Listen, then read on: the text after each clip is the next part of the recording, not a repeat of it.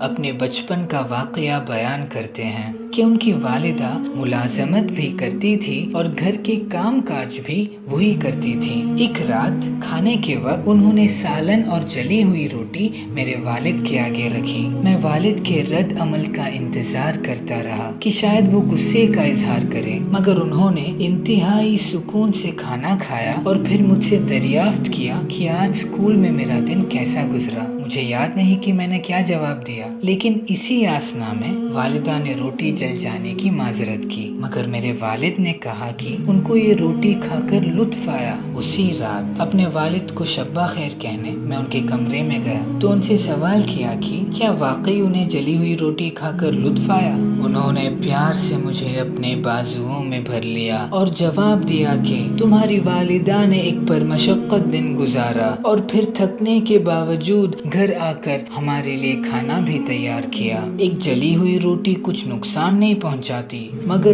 تلخ رد عمل اور بدزبانی جذبات کو مجروح کرتی ہے۔ میرے بچے، زندگی کے شمار ناپسندیدہ آشیاں اور شخصیت سے بھری ہوئی ہے۔ میں بھی کوئی بہترین یا مکمل انسان نہیں ہوں اور یہ سمجھتا ہوں کہ ہمارے ارد گرد لوگ اور عزیز و اقربا بھی غلطی کر سکتے ہیں، لہٰذا ایک دوسرے کی غلطیوں کو درگزر کرنا، رشتوں کو بخوبی نبھانا، اعلیٰ ظرفی کا مظاہرہ کرنا بھی تعلقات میں بہتری کا سبب بنتا ہے۔ زندگی اتنی مختصر ہے کہ اس میں کوئی معذرت اور پچھتاؤں کی کوئی گنجائش ہی نہیں ہونی چاہیے۔